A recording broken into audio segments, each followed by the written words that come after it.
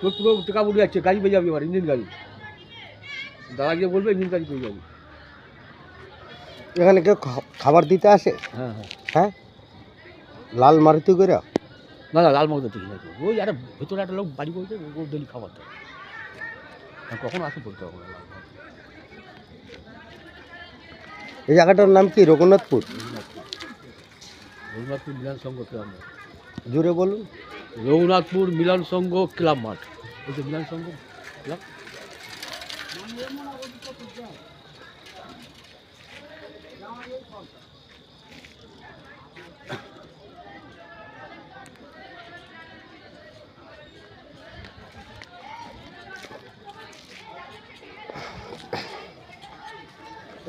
দাদা, এখানে কুকুরকে খাবার দিতে আসে কেউ?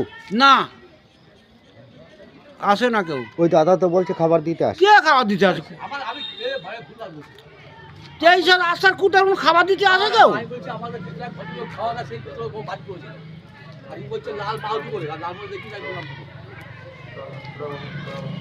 কেউ আসে না? না না, আমি দেখিনি। লাল মাহাতি করে আমাকে আমি বলতেছি।